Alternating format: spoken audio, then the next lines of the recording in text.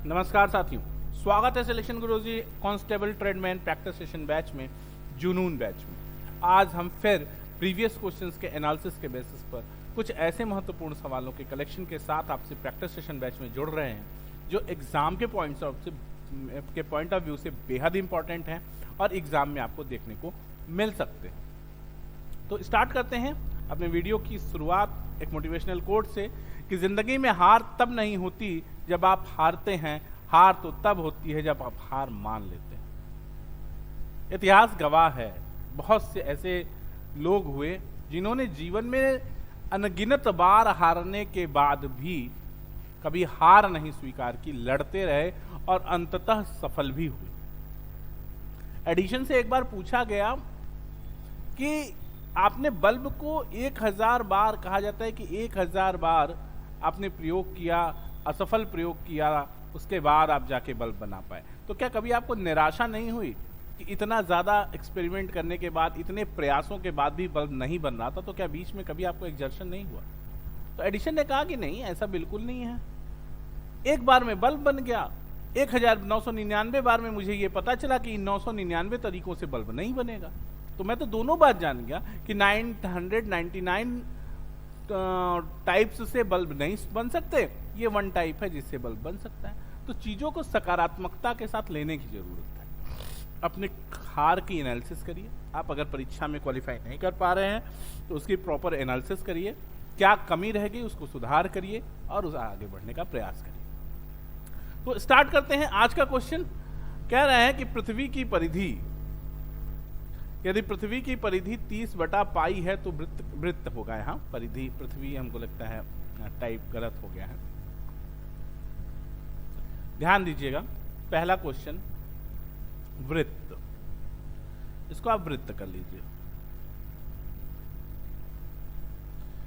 कह रहे हैं कि वृत्त की परिधि 30 बटा पाई है तो वृत्त का व्यास क्या होगा? 2 पाई आर, परिधि 2 पाई आर इज इक्वल टू 30 बटा पाई। तो व्यास क्या होता है? व्यास त्रिज्या का 2 गुना यानी 2r होता है। 2r is equal to 30 by pi, नीचे आ जाएगा तो पाई का स्क्वायर। ये आपका ऑप्शन है क्या? है ऑप्शन। ये ऑप्शन 30 जो है इन्होंने गलत टाइप है, ये यही है 30 by pi square. D option सही है। सिंपल सवाल, कोई दिक्कत नहीं। अगला सवाल कह रहे हैं, देखिएगा। अच्छा, अगला सवाल, 2 कुर्सियों और 1 मेज, ध्यान दीजिएगा,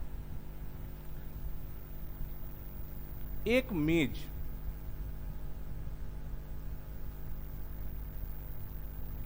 का लागत मूल्य 700 रुपए है और एक कुर्सी और 2 मेज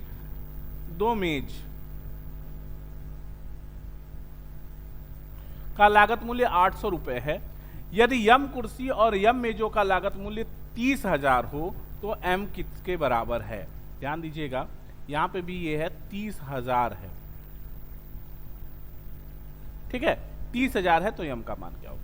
आपको दे रहे हैं कि 2 chair plus 1 table is equal to 700 and 1 chair plus 2 table is equal to 800, right? तो इसको आप क्लब कर ले, अगर जोड़ ले तो 3 chair plus 3 table is equal to 1500 right? तो 1 chair plus table, 1 chair 1 table कितना हो जाएगा? 1 chair 1 table is equal to हो जाएगा 500। कोई तकलीफ नहीं, एक नंबर। अब क्या कह रहे हैं आपसे कि अगर m chair plus m table कितने का हो भैया? 30,000 का है, तो m का मान क्या है? m कॉमन ले लो, 1 chair plus 1 table is equal to 30,000। तो m बराबर कितना हो जाएगा? 30,000 बटा कितना? 30,000 बटा 500। 0000 से खत्म हो गया, 0000 से खत्म हो जाएगा, ध्यान दीजिएगा। और ये बराबर हो जाएगा 5 छक्की 60, यानी m की वैल्यू कितनी आ गई? 60। पहला ऑप्शन सही है, m की वैल्यू 60। यहां तक कोई दिक्कत नहीं ना, कर लोगे। अगला सवाल ध्यान देना। अगला सवाल कह रहे हैं कि एक नाव धारा के विरुद्ध 5 घंटे में 32 किमी की दूरी तय करती है तथा धारा की दिशा में 6 घंटे में 49.2 किमी की दूरी तय करती है। शांत जल में नाव की चाल ज्ञात कीजिए। बहुत सिंपल सवाल है।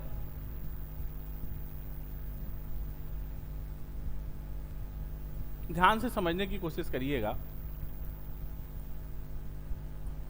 कि एक नाव धारा के विरुद्ध यानी x माइनस वाई बराबर 32 बटा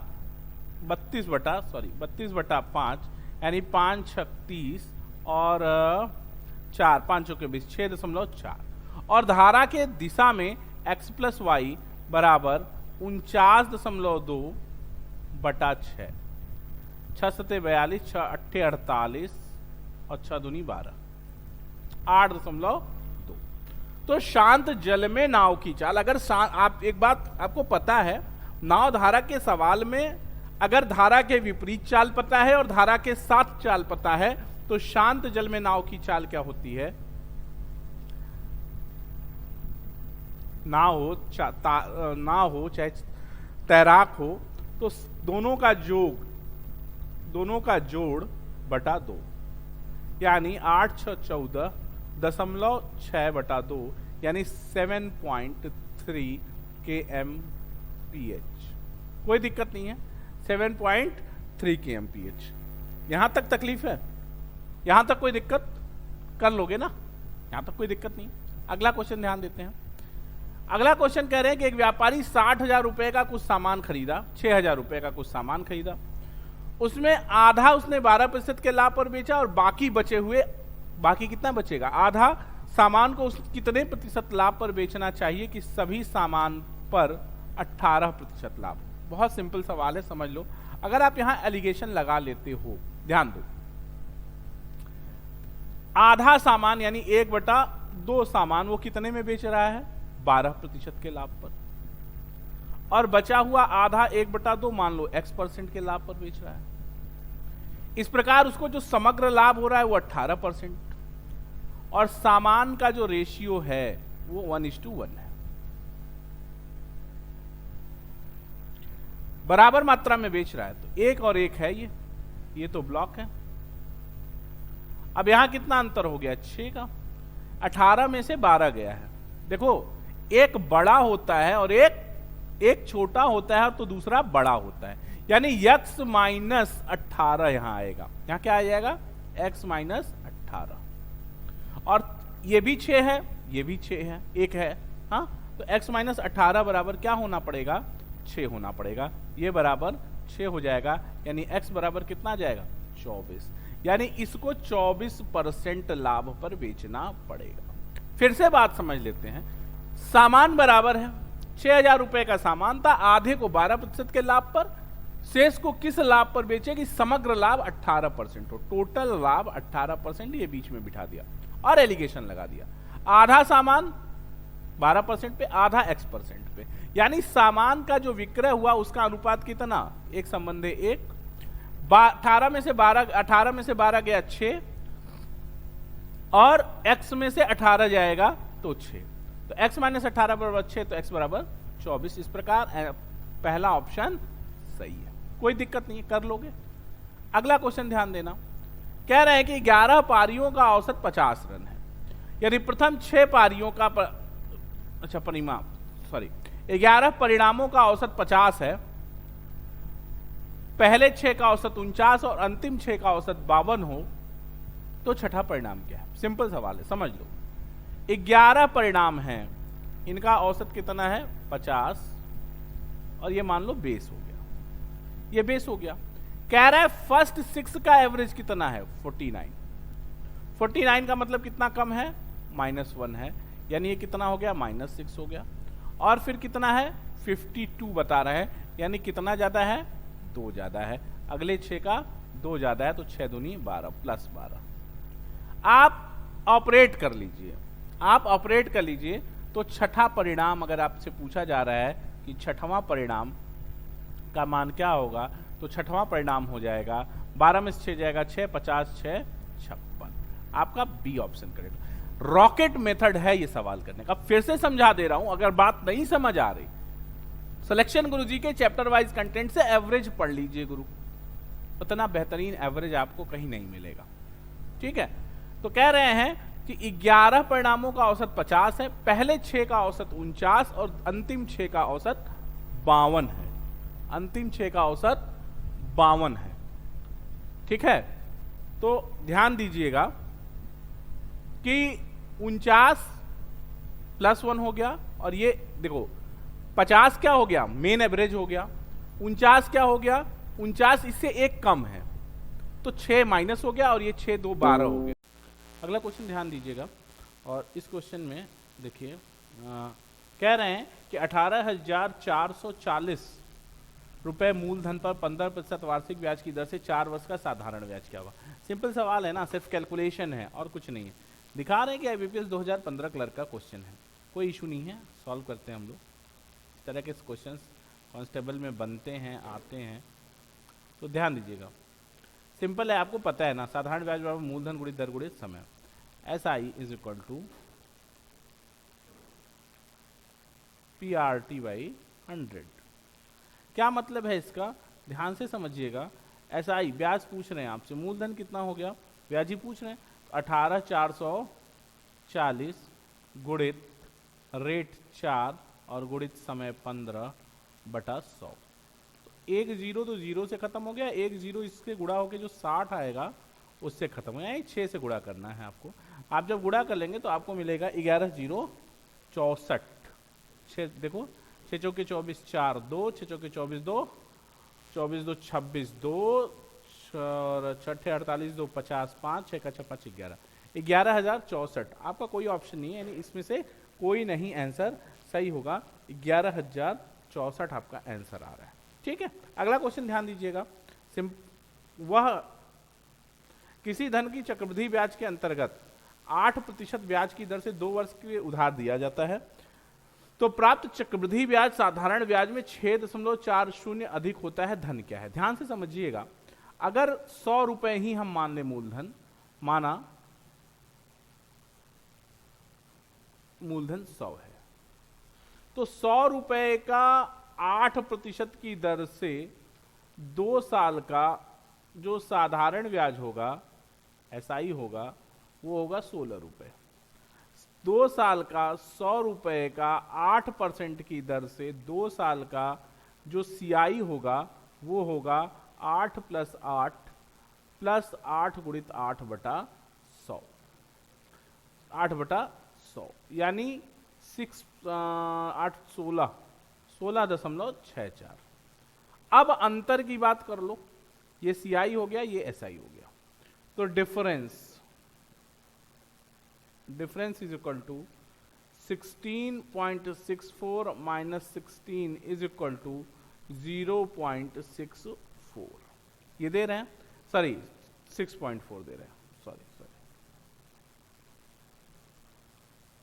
कह रहे दोनों का जो अंतर है वो कितना है, वो अंतर है 6.4 का, यानी 0.64 = 6.4, या एक बराबर आपको 10 मिल जाएगा।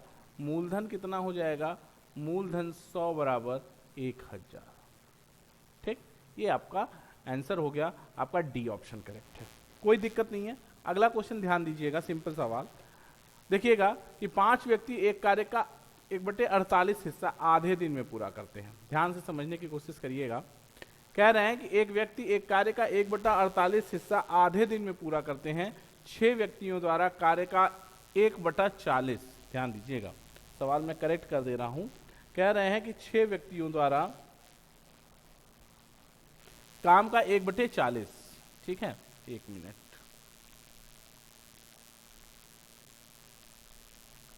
काम का 1/40वां हिस्सा कितने दिन में पूरा होगा।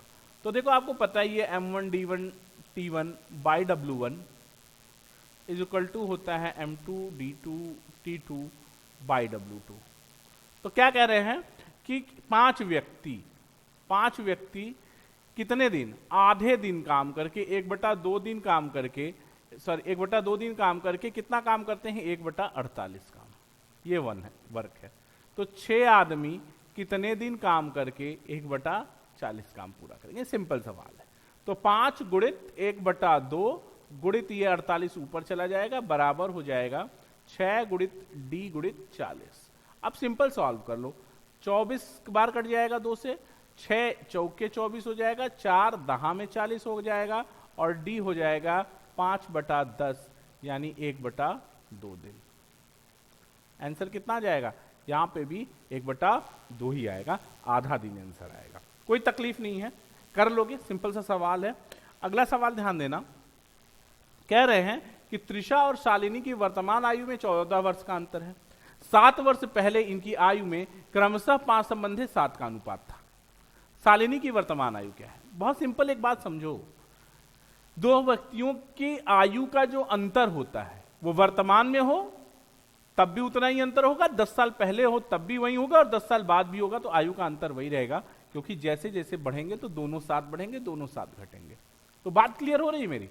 मतलब त्रिशा और शालिनी की अगर 14 वर्ष का अंतर आज है दोनों की आयु में, तो 7 वर्ष पहले भी दोनों की आयु में 7 वर्ष का ही अंतर रहा होगा, 14 वर्ष का ही अंतर रहा होगा। ठीक है, तो समझो बात को, मैं क्या कह रहा हूं, सिंपल सवाल एकदम हो गया। चाहे वो आज 14 साल का अंतर हो या 7 वर्ष पूर्व 14 साल का अंतर हो, ध्यान से समझिएगा। त्रिशा है और शालिनी है, 7 वर्ष पूर्व 5 संबंधी 7 का अनुपात है। ये 7 वर्ष पूर्व की बात है। अगर आज दोनों की आयु में 14 साल का अंतर है, तो 7 वर्ष पहले भी दोनों की आयु में 14 साल का ही अंतर रहा होगा, और 7 वर्ष बाद, 10 वर्ष बाद, 15 वर्ष बाद, 25 वर्ष पहले भी दोनों की आयु में 7 वर्ष का 14 वर्ष का ही अंतर रहेगा। तो इसका मतलब इसकी आयु 5, इसकी आयु 2 यानी 7, यानी दोनों के अनुपातिक 2 भाग बराबर, अनुपातिक अंतर 2 भाग बराबर 14, तो 1 भाग बराबर 7। अब क्या करें, शालिनी की 7 वर्ष बाद, अब चूंकि 1 भाग बराबर 7 है, तो शालिनी की 7 भाग बराबर 7 सते 49 साल। ये क्या हो गया? ये 7 सते 49 क्या हो गया? 7 वर्ष पूर्व। तो वर्तमान में 7 जोड़ देंगे, 56 साल हो जाएगी शालिनी की आयु। आपका सी ऑप्शन करेक्ट हो जाएगा। क्लियर है मेरी बात? ठीक है, आगे बढ़ते हैं। अगला क्वेश्चन कह रहे हैं कि यदि 3 आदमी और 4 लड़के किसी काम को 8 दिन में कर सकते हैं, ध्यान से समझो क्या कहा जा रहा है आपसे। यदि 3 आदमी 4 लड़के 8 दिन, 6 आदमी 8 लड़के, समझ रहे हो? 3 आदमी की जगह पे 6 आदमी और 4 लड़के की जगह 8 आदमी, तो कितना दिन लगेगा? 4 दिन। क्यों? क्योंकि आदमी यानी man is directly inversely proportional two days. उल्टा अनुपात होता है, आदमी जिस अनुपात में बढ़ेंगे दिन उस अनुपात में कम लगेगा। तो आदमी 2 गुने हो गए। पहला केस क्या था कि 3 आदमी 4 बच्चे, कितने दिन? 8 दिन। अभी क्या हो गया? कह रहे हैं 6 आदमी 8 बच्चे, कितना दिन? 4 दिन। 2 गुना हो गया ना मैन पावर जब 2 गुना हो गया दोस्त, तो दिन आधा लगना है। क्लियर बात? सिंपल सवाल है, सीडीएस 2013 में आया सवाल है, ध्यान दीजिएगा। अगला सवाल कह रहे हैं कि एक आयत की लंबाई और चौड़ाई का अनुपात 4 संबंधी 3 है और इसका क्षेत्रफल 1728 वर्ग मीटर है। आयत का परिमाप क्या है? ध्यान से समझने की कोशिश करिएगा। अगर 4 लंबाई और चौड़ाई में 4 संबंधी 3 का अनुपात है, यानी 4x और 3x है, तो क्षेत्रफल कितना हो जाएगा? 4x इंटू 3x यानी 12x स्क्वायर, और ये बराबर होगा 1728। तो x स्क्वायर किसके बराबर हो जाएगा? 12 × 12, 12 5 17 52, 12 चौक 48 और 12 चौक 48, x बराबर हो जाएगा 12। परिमाप की बात कर रहे हैं तो अच्छा, तो अब लंबाई क्या हो जाएगा? 4x है, तो 4x लंबाई बराबर हो जाएगा 48 और 3x चौड़ाई बराबर हो जाएगा 36। अब परिमाप क्या है? 2l + b बराबर 48 और 36, 8 6 14 1, 4 3 7 1 8, 84, 2 गुणित 84, ठीक ना? 2 गुणित 84 हो जाएगा। 84 दूना 8 16 168 मीटर इसका परिमाप हो जाएगा। कोई तकलीफ नहीं, आराम से कर लेंगे। अगला क्वेश्चन ध्यान दीजिएगा। राकेश, दिनेश और महेश एक व्यापार में क्रमशः 5,000, 8,000 और 12,000 का निवेश किए। वर्ष के अंत में 12,500 रुपए के लाभ में दिनेश का भाग क्या होगा? ठीक है, ये नाम नहीं है, लाभ। ठीक, अब देख लो भैया, राकेश हैं, दिनेश हैं और महेश हैं। 5,000 12 महीना, 8,000 12 महीना, गुणा करने की जरूरत ही नहीं है 12 का, सब 12 में 3 3 0 सबका खत्म हो गया। रेशियो 5:8:12। 12 8 20 5 25 भाग बराबर कुल लाभ कितना हो गया? 25 भाग। ये निवेश है, इस अनुपात में निवेश हो रहा है, तो निवेश और लाभ का जो अनुपात होता है वो एक ही होता है।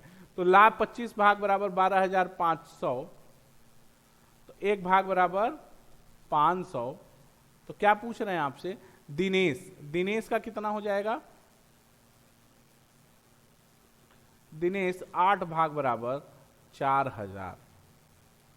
ठीक है, 4,000। दिनेश का हिस्सा कितना हो गया?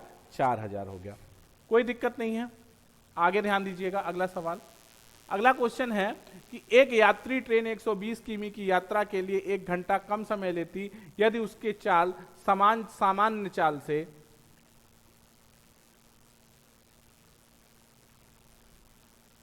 10 किमी प्रति घंटा बढ़ाई जाती। ध्यान से समझ लो भैया, 120 किमी जाना है दोस्त। ठीक है, ऑप्शन आपको दिया है, कह रहे हैं समान नहीं सामान्य। एक यात्री ट्रेन 120 किमी यात्रा के लिए 1 घंटा कम लेती यदि उसके सामान्य चाल से 10 किमी प्रति घंटा बढ़ाई जाती, तो उसकी सामान्य चाल क्या है? अब देखो, आंसर है 50। 120 कटना नहीं, 40 से कटना है, तो 50 तो आंसर नहीं होगा, और 45 भी आंसर नहीं होगा। 40 और 30 हो सकता है। अगर उसकी सामान्य चाल 40 होती तो 40 है तो ये कितना 3 घंटा लेता। 50 10 किलोमीटर प्रति घंटा बढ़ा दें तो कोई फर्क नहीं, 4 घंटे तो कितने में जाएगा? 2 10 सही, मतलब 4 घंटे में नहीं जाएगा, 2 घंटे में नहीं जाएगा, 2 से ज्यादा घंटा लेगा। 30 को देख लें, अगर 120 किलोमीटर 30 किमी प्रति घंटा की चाल से जाए तो 4 घंटे में जाएगा, और अगर इसकी चाल 10 किलोमीटर प्रति घंटा बढ़ा दे यानी 40 कर दे तो 3 घंटे में जाएगा। यानी आपका क्वेश्चन का कंडीशन सेटिस्फाई हो रहा है कि अगर उसकी सामान्य चाल 30 है दोस्त, उसकी सामान्य चाल 30 है तो 4 घंटा लगेगा, और उसकी सामान्य चाल 10 किमी प्रति घंटा बढ़ा के 40 कर दी जाए तो 1 घंटा कम यानी 3 घंटा लगेगा। आपका आंसर कितना हो गया? तो ट्रेन की सामान्य चाल क्या है? 30 किमी प्रति घंटा। आगे बढ़ते हैं, अगला क्वेश्चन ध्यान दीजिएगा। उस त्रिभुज का क्षेत्रफल कितना है जिसका परिमाप 32 सेंटीमीटर, एक भुजा 11 सेंटीमीटर और शेष 2 भुजाओं का अंतर 5 सेंटीमीटर है? शेष 2 भुजाओं का अंतर 5 सेंटीमीटर है। ध्यान से समझिएगा सवाल। त्रिभुज की का परिमाप यानी a प्लस बी प्लस सी बराबर 32, या अगर हम मान लें कि b प्लस सी 11 घटा दें तो 32 21 होगा। क्यों? क्योंकि a बराबर मान लिया हमने 11, तो a 20 प्लस सी 21 हो गया, और भुजाओं का अंतर b माइनस सी कितना है? 5, तो इसको घटा दीजिए, ये दोनों खत्म हो गया। 2b इज इक्वल टू 26 या b इज इक्वल टू 13 हो गया, तो b भी आ गया। अब b को उठा के कहीं पे भी रख दो, b 13 है, उधर जाएगा तो -13 5 7, तो c बराबर आ जाएगा, c बराबर आ जाएगा b प्लस सी 21 है 13, 7 1 8, c 8 आ जाएगा, और a अपने को पता है कि a 11 है। अब त्रिभुज का क्षेत्रफल निकालना है, तो under root s minus a, s minus b और s माइनस सी। समझो यस क्या है? यस है s is equal to a plus b plus c by 2 यानी 16। तो अंडर रूट 16 में से 13 जाएगा 3, 16 में से a जाएगा 11 है ना, a 11 है, तो 5 b जाएगा तो 3 और c जाएगा तो 8। सॉल्व कर लेंगे इसको तो ये बचेगा 8 करणी में 30, ये आपका आंसर हो गया। 8 करणी 30 इसका आंसर हो गया। कोई दिक्कत नहीं है। सिलेक्शन गुरुजी पर ऑनलाइन चैनल पर constable tradesmen practice session batch में आज इतना ही। कल और बेहतरीन शानदार सवालों के साथ आपके साथ होंगे हम प्रैक्टिस सेशन बैच में, जुनून बैच में। देखते रहिए सिलेक्शन गुरुजी ऑनलाइन। अगर आपको चैनल अच्छा लग रहा है, मेथड अच्छा लग रहा है, प्रैक्टिस सेशन अच्छा लग रहा है, तो चैनल को सब्सक्राइब करना, शेयर करना और लाइक करना ना भूलें। ठीक है, तो कल फिर मुलाकात होगी आपसे। तब तक के लिए देखते रहिए सिलेक्शन गुरुजी। जय हिंद, जय भारत।